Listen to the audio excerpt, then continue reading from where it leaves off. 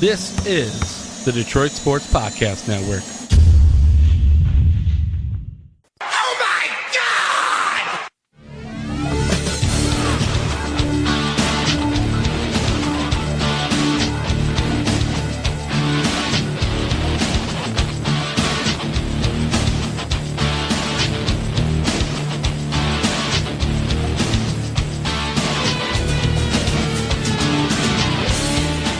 Welcome to the DocNJock Wrestling Podcast. This is episode 82.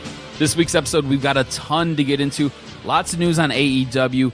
A monster signing. I'm going to go and say 98.9% this dude shows up at Double or Nothing next week. Also, lots of news and notes on Lars Sullivan, WWE. Of course, we're going to give our predictions for Money in the Bank, as well as soft review. We'll say soft review of Raw and Smackdown.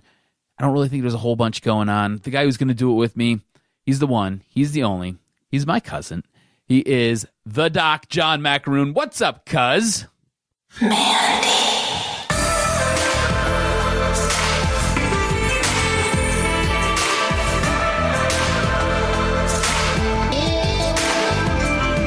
Mandy Macaroon?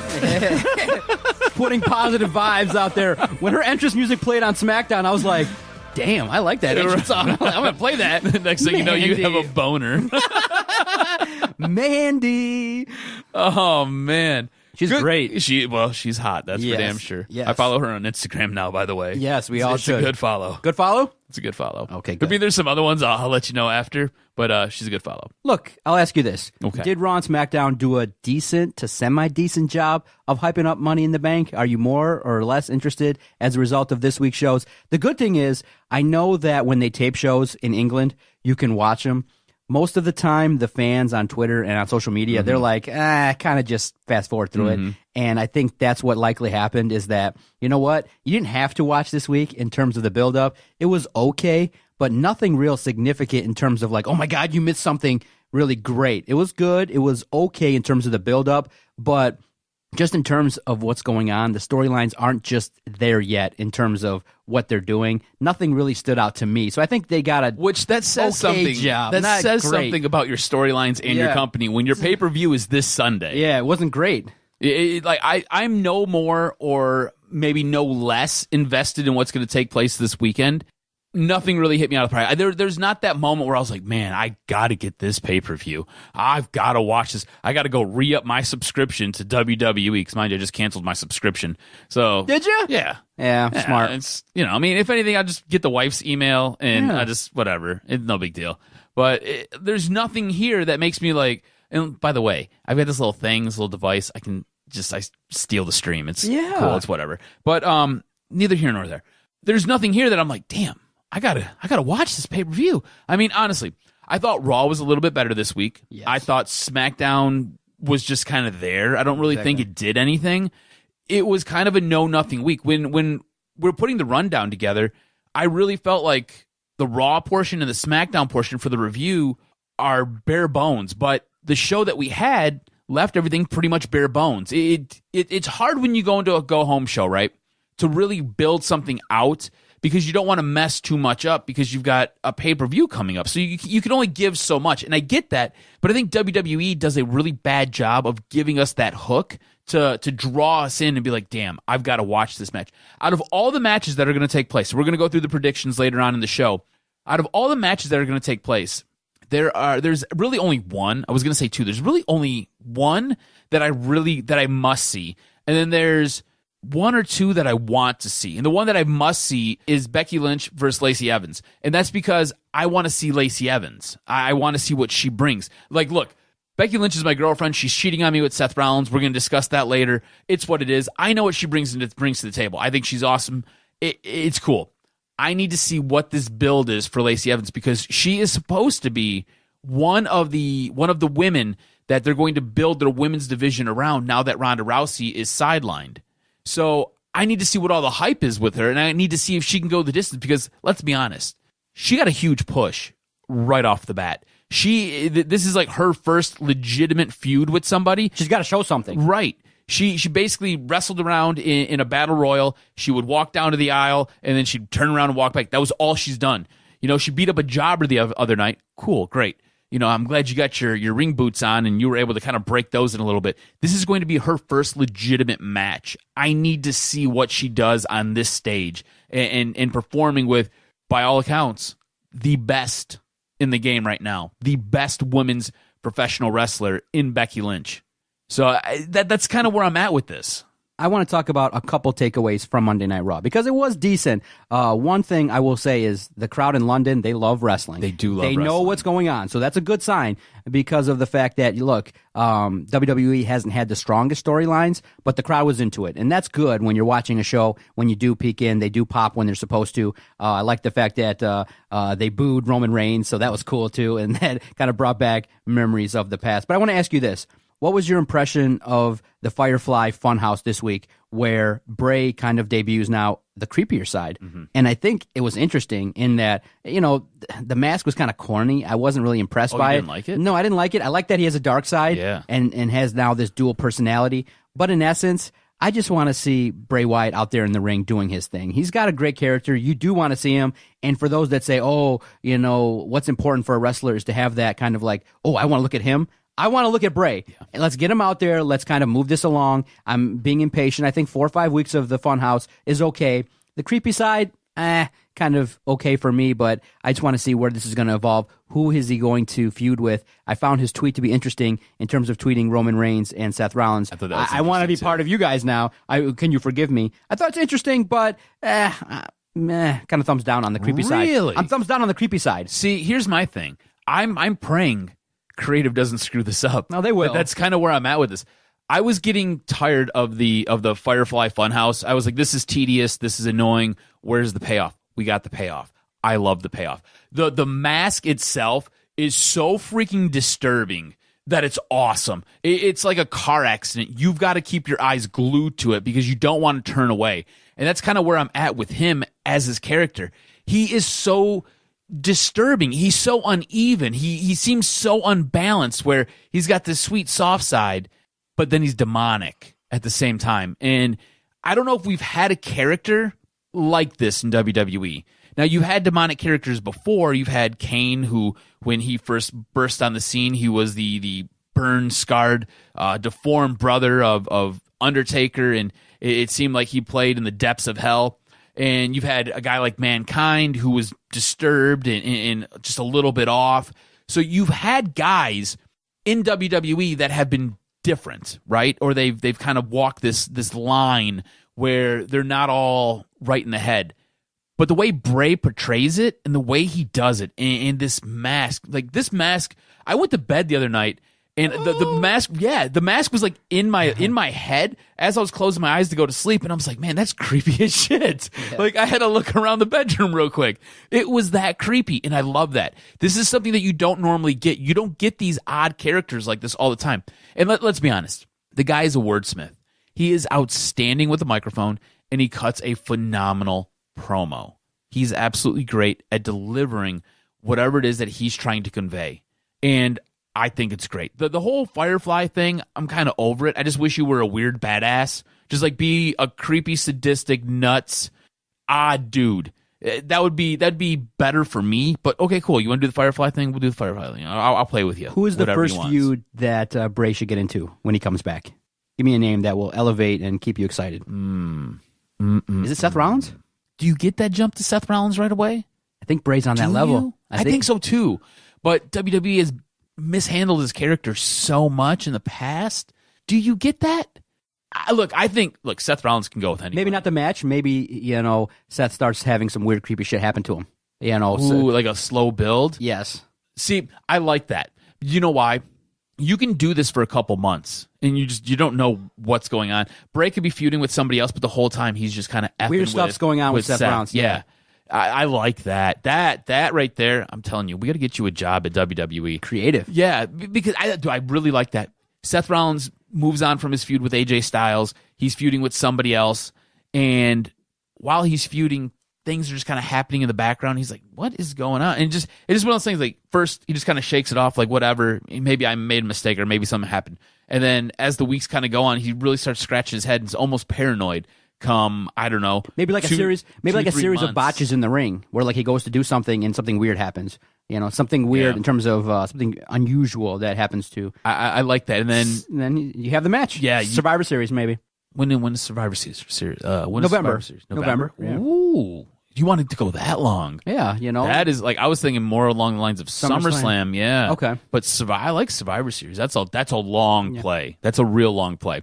Okay. But I like that. I think that's a great idea.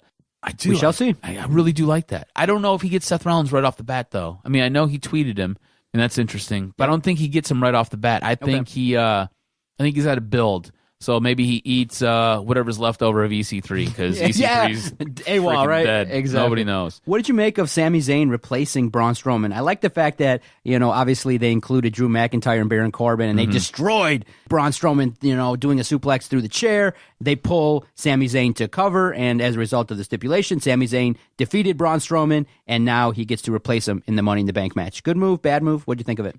I think I think it's a little bit of a good move. A couple different ways. So Sami Zayn benefits from creative being a hot mess, and I think that's good for Sami Zayn. You just gave his character a legitimate push here, right? Awesome. Cool. I think it hurts Braun Strowman because, again, it's a start-stop push, so that's not good. But it seems like Braun might be dealing with another injury, so that would be why he's getting pulled from the Money in the Bank. I can't confirm. That's just rumor and speculation right now. Now, Sami Zayn goes into Money in the Bank, and this again, becomes a long play. Goes into Money in the Bank. The guy's really good in ladder matches. This is essentially a ladder match for a briefcase hanging over your head. Sami Zayn wins it. All right? Play with me now. Kevin Owens beats Kofi Kingston. Yes, right? Yes. That was my takeaway, yes. Or Kofi retains his belt through a DQ over Kevin Owens. Next thing you know, you've got a fatal you've got a triple threat match between Sami Zayn, Kevin Owens, and Kofi. There's some things that you can do here. That's why I like this, because it opens up possibilities. Mm-hmm. Whereas if Braun Strowman goes into the Money in the Bank match, it's probably going to come down to Braun or Drew, right? And at that point, you're probably going to take Braun because he's got the biggest push. He's a beast. It would make sense, right? So it doesn't really get you or keep you invested in that match. Now, Sami Zayn going into it, it opens up a whole world of possibilities for every guy in that match.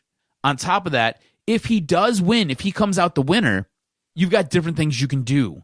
If Kevin Owens beats Kofi Kingston, you get to reunite that feud again, which I don't think any of us really want to see it again.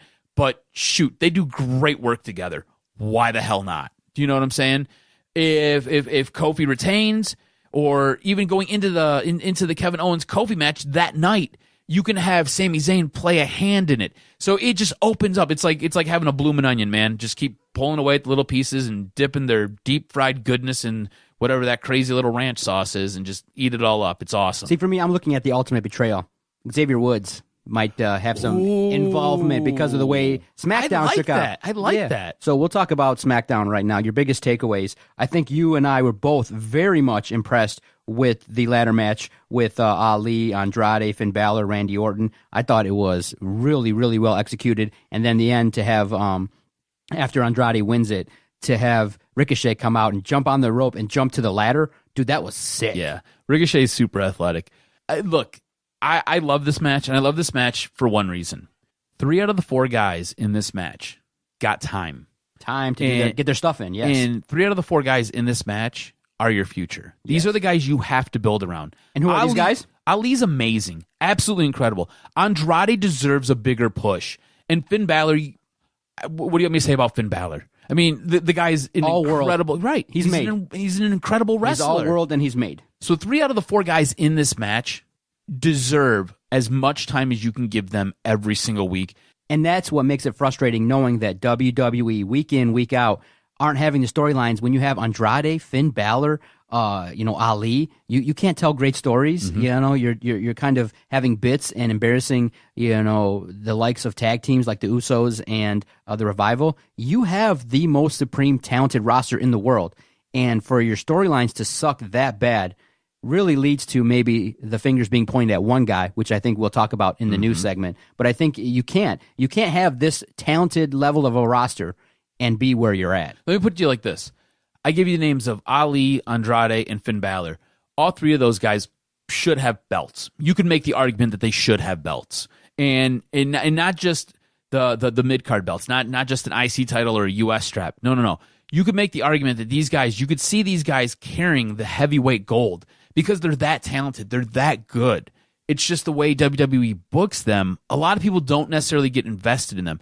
Ali was supposed to get this Kofi Kingston run. That was set up for him. He got hurt. Kofi took the ball and ran with it. Good for Kofi. All right? Can't say anything bad about it. But this Ali run was set up, or this Kofi run was set up for Ali. That tells you what the company thinks of him and how good he could be. Andrade is an amazing heel. He's incredible in the ring. He's got crisp work. The guy makes you want to dislike him, and I think that makes you like him even more. And you've already said Finn Balor's all world. I would love to see a heel turn with Finn Balor at some point because I think Finn, especially what he did in New Japan where he was leading Bullet Club, something along those lines where he has his own clique and he's leading these guys, I think it would be amazing. But WWE doesn't give guys the time like New Japan does. New Japan gives everybody time to build a story, and you elaborate and you build it out so it becomes multiple layers of just stuff that you've got to sink your teeth into and get through, whereas WWE is very service level. It's very... On this edition of SmackDown, we do get a Kevin Owens show, and the guest is Kofi Kingston. Now, backstage prior to the Kevin Owens show, you have Kofi saying to Xavier Woods, look, let me go out there because Kevin Owens is playing up this angle of, hey, you can't handle it by yourself. What kind of man are you if you have to have your boys handle your business all the time with you? So they play that up. Kofi talks to Xavier and is like, look, dog, come on. I got this. We're good. Let me handle it. And Xavier's like, okay. And we start the Kevin Owens show with Kevin Owens backstage. And he's talking and talking. All of a sudden, Kofi's music hits and he's in the ring. And you have this scenario where Kevin Owens is playing mind games where Kofi's in the ring and then Kevin Owens kind of says, oh, I'm going to go to the ring. Then he doesn't. And then all of a sudden, Kofi engages and Kevin Owens, with the help of Sami Zayn, kind of goes out there and handles business. Which I think was interesting. Very good. The fact that it was Sami Zayn. It was good. Yes. Ties into the past storylines. It does. And it's the setup for Money in the Bank. Exactly. And what could happen later. Again, it seems like foreshadowing, which is awesome. You want that creatively. You want that. Exactly. Exactly. If nothing comes of it, it still works because you now have two heels, right? You have that heel tandem of Sami Zayn, Kevin Owens, and we've already talked about it. They're basically brothers. Exactly. And then the brothers at odds. Now, what's going to happen exactly? Is Sami Zayn going to get involved? Is Xavier going to turn on Kofi? So you have these outside variables, which makes that match a lot more interesting. For me personally, and I know we're going to get to the predictions very soon, I'm of the opinion that when you saw that promo from Kevin Owens in terms of why he's a badass, that's your world champ. Mm-hmm. That's the guy. Kofi's great, and yes, he is a fan favorite, but who's the total package? Who's the best guy right now on SmackDown? It's Kevin Owens. I agree with you. Total package. I agree with you. So if he actually earns the belt in whatever way he gets it, if you branch off Kofi to feud with Xavier, and then you have Kevin Owens running roughshod over SmackDown, I'm okay with that. That's what get me to pop this weekend is if Kevin Owens takes the title off of Kofi. So all in all, SmackDown was decent, and I know we're going to talk about the verdict here. I'm okay with giving actually both shows a half point. No show really distinguished themselves when we were talking about it, and so I would say, you know what, this week, go-home shows, both shows in London, good crowds, decent setup, nothing really on both shows that's really super exciting. I'm okay with a tie this week. I like that. Going into us breaking everything down, I was leaning more towards Raw.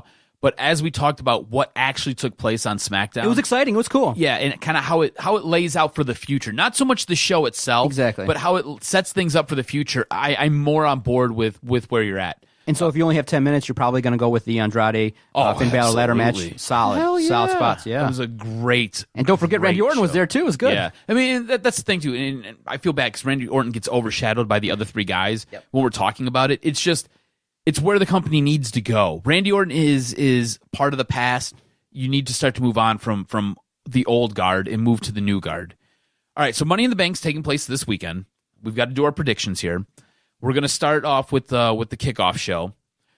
This is kind of how We understand it currently. Yeah, how it seems to be proposed. So we'll have the SmackDown Tag Team Championship. It'll be Daniel Bryan and Eric Rowan versus the Usos. Where are you at? Daniel Bryan and Rowan retain. I don't think the Usos get another title win this quickly. I'm in lockstep with you. I think it's Daniel Bryan, Eric Rowan as well. Look, there was a reason that they put these two together and made them a tag team kind of on the spot. It's to help save that tag team division. So I don't see why you would take the belts off of them. Cruiserweight Championship match. You've got Tony Nese, who was the surprise winner from WrestleMania, versus Arya Daivari. Tony Nese all day, baby. It should be a good match. Always, the Cruiserweights get on the pre-show, but I guess it's a good spot for them. At least they do get some airtime. Highlight, that hour that you do watch. So give me Tony Nese. Yeah, I'm going with Mr. Abs on Abs on Abs. I just don't see Daivari winning that belt. It just doesn't make sense to me. Exactly. All right. Universal Championship. We're going to start with the big guns first. Seth Rollins versus AJ Styles. A match that everybody's going to cheer. You're going to, no doubt, if the fans have any metal at all, are going to chant, "This is awesome." Yeah. Because it should be a good match. It's going to be a great match. Unfortunately for me, I'm going to be bummed out because I'm a guy that says, AJ Styles could be a wild card and show up on both shows every week. But you know what? I have a fond respect for AJ Styles. I think he is the upper echelon. But right now, Seth Rollins is the guy. He's the total package in terms of youth. Seth Rollins is the younger version of AJ Styles. This match will tear the house down. This match will have a lot. And a lot of false finishes. Do you think this is the main event? It should be. It has to be. But, it might be Kofi Kingston based on, Kevin Owens and things like that. But in the end, Seth Rollins wins it. Yeah. I've got Seth down as well. You can't. You can't give it to him and then. Yeah, it wouldn't make any sense, right? He just beat your biggest prize, your top dog, in Brock Lesnar. AJ Styles is great. AJ Styles hasn't beat Brock Lesnar. Seth even said it. Mm-hmm. I don't know why you take the strap off Seth. It just doesn't make sense. WWE Championship: Kofi Kingston versus Kevin Owens. I think I know where you're going with this one. I'll beat you to the punchline. The video said it all. I think Kevin Owens is the real deal. I can see Kevin Owens walking out the WWE champion here. I also could see Sami Zayn playing a hand in helping Kevin Owens win the belt. So I'm going to go with Kevin Owens. Oh, okay. Now, I kind of led you into my trap. Oh, okay, here's what happens. Xavier Woods will play a big part. There will be a turn, but there will be a DQ. Kofi retains. Okay. So Kofi will win the match because what happens is Xavier comes in and he destroys Kofi Kingston. So the match will not have a finish. There will not be a finish. Kevin Owens, winning the title, we all want it to happen, but it won't. Xavier Woods is going to play a part. He wants to get some physicality out. He wants to get out some revenge. Kofi wins by DQ because he's the one that's going to be the brunt of an attack. And if it's not from Xavier Woods, it'll be from Sami Zayn causing some interference and getting in the mix, where Kevin Owens and Sami Zayn, at all costs, just want to embarrass Kofi as opposed to winning. So give me Kofi winning by DQ. Let me ask you this. Does Sami Zayn get involved and DQ Kevin Owens and then cash in on the spot? Ooh, if he wins that's way forward thinking. No, my answer is no. That'd be great. Too forward thinking for WWE. Yeah, I do like where you're going though with the Xavier Woods Kofi angle. Yeah. I think that would be great. That I think makes for an interesting story. It makes for a heartbreaking story because Kofi keeps the belt. Kofi's got to keep the belt more than one pay-per-view. Come on. You think? Yeah. You're the one who says you're not big on him. I'm not, but he's a good story. Remember, you got to remember they had the women in the main event, so there could be some ulterior. There could be some ulterior motives here socially. Sure. I just to put it out there, I'm not big on my Kevin Owens pick. Yeah. It was like 51-49. Yeah. Yep. Becky Lynch versus Lacey Evans for the Raw Women's Championship. Look, you have the opportunity for the ultimate push for Becky Lynch. Becky wins it. I've got Becky down as well. I'm easy all the way around. Becky also goes on to defeat Charlotte Flair. And I'm in lockstep with you. Yep. She's my girlfriend. She wins. Yes. And I win because she's my girlfriend. United States Championship. Samoa Joe versus Rey Mysterio. Samoa Joe destroys Rey Mysterio. I'm easy. Right there with you. I don't see how Rey wins this. I did hate the callback on Raw when it was mentioned that, is that even your dad? Who was it? Like, and then Cesaro comes in. I was like, really? It's like you were not impressed. No, it's a tired bit. I don't get it. So this one may or may not happen. I want to throw it in there just in case it does happen, so we cover all of our bases. The Women's Tag Team Championship. So the Iconics, because you have to have the female tag team champs, right? You have to. So the Iconics versus, I don't remember what their new name is, Asuka and Kairi Sane, the Kabuki Warriors. I think that's what they're called now. So stupid. Yeah. WWE, I hate you. Uh-huh. So who do you think wins? I don't think it's going to be the Bukkake Warriors. That's the first thing I was like, wait, they did not call them the Kubaki Warriors, whatever it's called. I love the Bukkake Warriors. Give me the Iconics. Oh, it's great. They keep the title. From now on, they will be the Bukkake Warriors. I'm going with Iconics as well. The Bukkake Warriors never win. Yeah, never win. They never win. It's never a good time.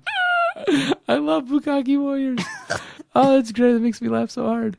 It's not good to laugh at stuff like that, but it is. All right, men's Money in the Bank ladder match. You've got Ricochet and all of his athleticism, Drew McIntyre, Baron Corbin, who fought his way into this by taking out Braun Strowman. Finn, I find that weird because Drew McIntyre helped take out Braun Strowman to get Baron Corbin. It might tell you what he thinks of Baron Corbin. Yeah. Finn Balor, who's abs on abs on abs. Ali, who's great. Andrade, we've already talked about. Sami Zayn and Randy Orton. You've got your pick of the litter. Who you taking? This is tough. This is tough, right? I can eliminate Baron Corbin for sure. The addition of Sami Zayn makes this incredibly difficult. I can eliminate Baron Corbin right off the top. Mm-hmm. I would like it to be Drew McIntyre because I think you need to have a heel potentially do it. So who's the heel of the bunch? Probably Drew McIntyre.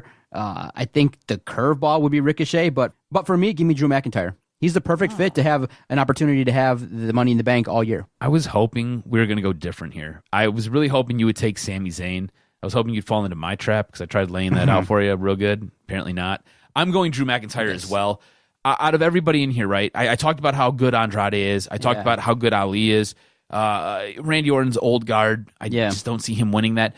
Those guys, I don't think it's their time yet. And I don't think WWE believes it's their time yet. Yep. Finn Balor doesn't need it. He already has a belt. What's the point of giving him the Money in the Bank briefcase so he can tote that around too? Exactly. I don't see the point. Baron Corbin, no. Ricochet, again, I just don't think it's his time yet. So it really comes down to Drew McIntyre or Sami Zayn for me. Yep. I think Sami Zayn makes a ton of sense, but I think Drew McIntyre is kind of where Raw needs to go with their badass heel.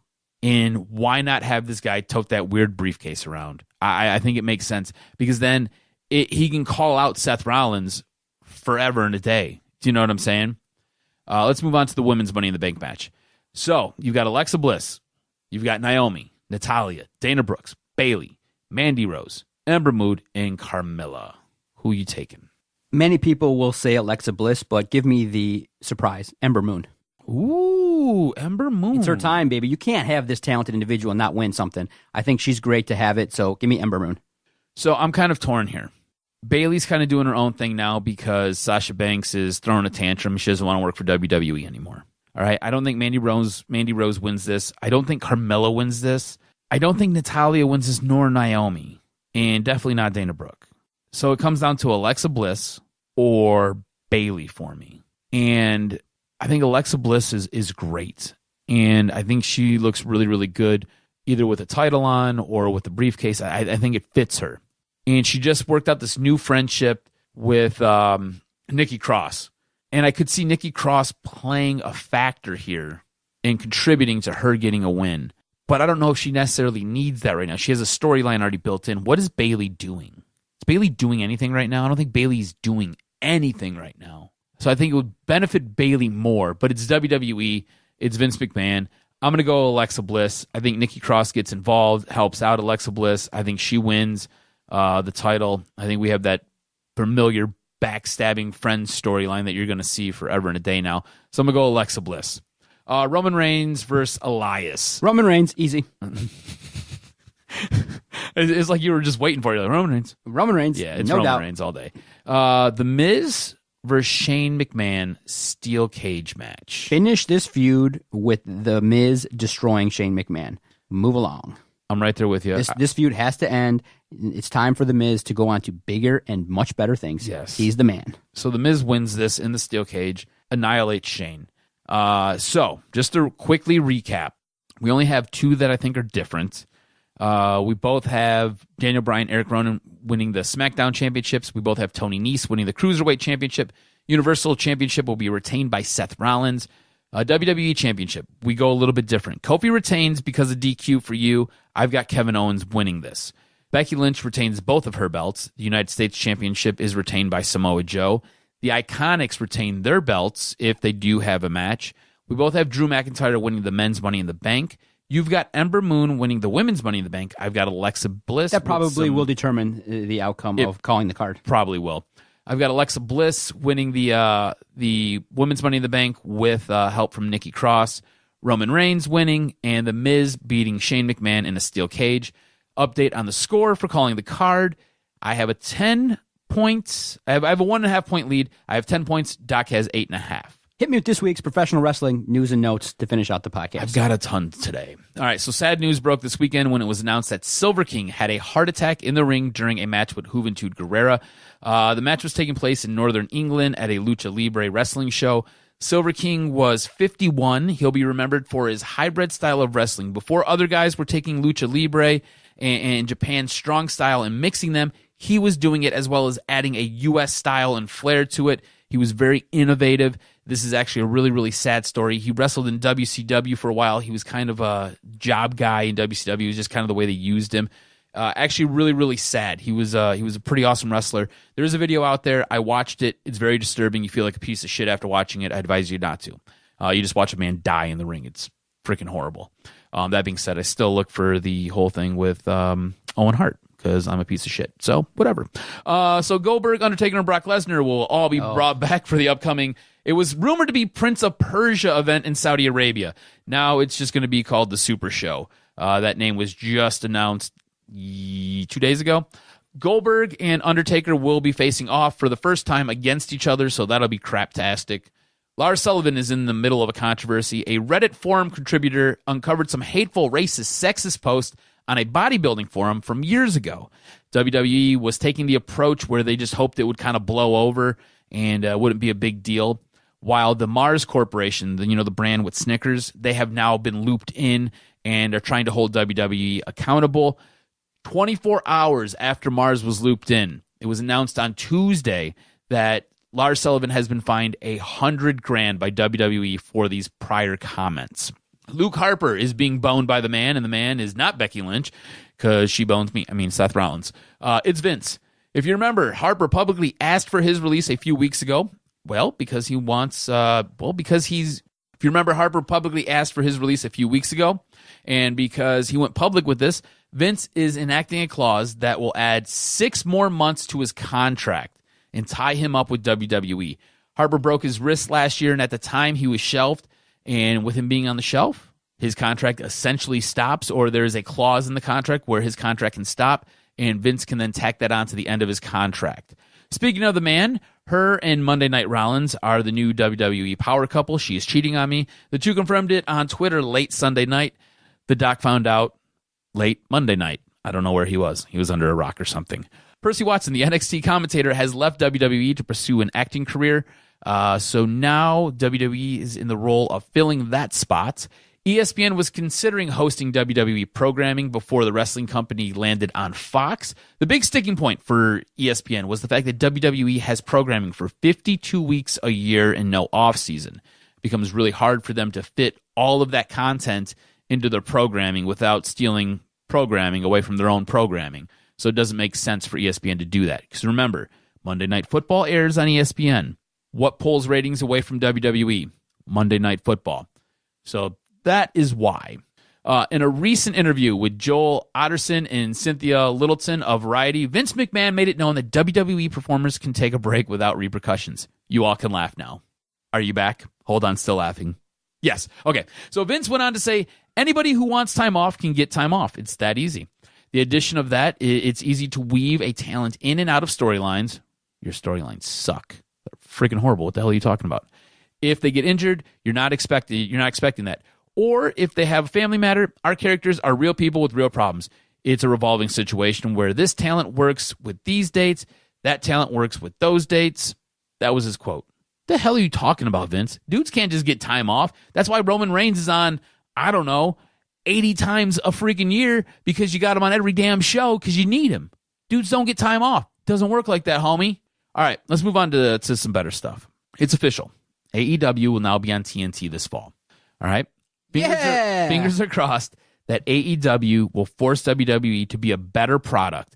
If not, hope is AEW is a better product. All right?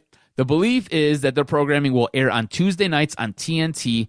Don't have a time yet, but this is huge news. So everybody should be able to get this. If you have a streaming network like Sling, you should be able to get this.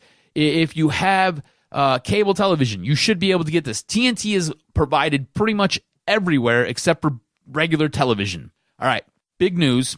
So this news was kind of broke by Jack Swagger when he was doing a podcast interview. He mentioned that Jon Moxley, formerly Dean Ambrose, will be debuting at Double or Nothing. Oh my gosh. Next week. The crowd will apeshit. The crowd will lose their mind. So he had mentioned it, and then he tried to pull it back a little bit because I don't think he was supposed to mention it. So it's going to be real interesting. I think Double or Nothing is going to be an awesome show. Next week, this is what we're going to do. We're gonna touch on what happened with calling the card.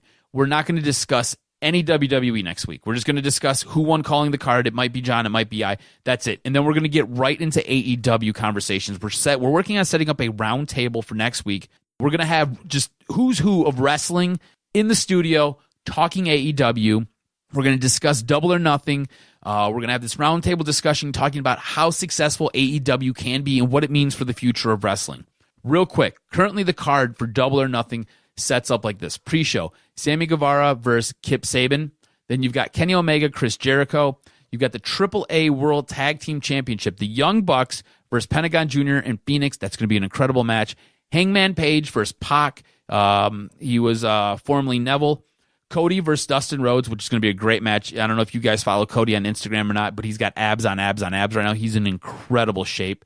Christopher Daniels, Frankie Kazarian in Scorpion Sky versus Sema T-Hawk in Lindemann. You got Britt Baker versus Nyla Rose versus Kylie Ray. Angelico and Jack Evans versus the Best Friends. They're a new tag team that was signed to AEW. They're incredible. Aja Kong, Yuka Sasaki, Emma Suka versus Hiroki Shida, Ryo Abe, and Ryu Mizunami. Good luck. Some of these names, I struggle. I don't speak Japanese. I'm sorry, guys. You also have the Casino Battle Royal. This is also going to be in the pre-show. It's going to be Sonny Kiss, Brandon Carter, Ace Romero, Brian Pillman Jr., Glacier. You guys remember Glacier from WCW? He's going to be here. Sunny Days, Joey Janela, who the fact that he's even able to wrestle in this blows my mind because he suffered a brutal leg injury months back. Nuts. As well as a whole cast of other guys will be in this show. The winner will receive a shot at the AEW World Championship, which is awesome. A little bit of something at stake here.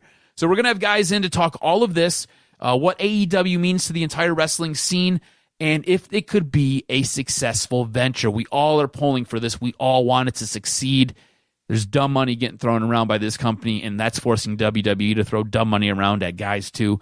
So the hope is one makes the other one better. Iron sharpens iron, and hopefully we get freaking the Monday Night Wars back, but it won't be on Monday nights. Great podcast, episode 82 in the books. I want to thank those that support the podcast. I want to thank one of the great sponsors of the network, the Flick app.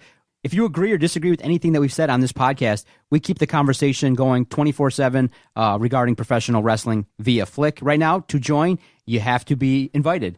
It's just that simple. To be part of Detroit Sports' newest sports headquarters, all you got to do is go search Detroit Sports Podcast via our various social media platforms, Facebook, Instagram, Twitter. Find the Flick application invite, click on it, join, and just like that, you're part of a great Detroit sports forum. We'll be chatting and talking during Money in the Bank. So it's a great new application. We love it. Everybody that's joined has been really active, and we do believe it's Detroit sports' newest headquarters.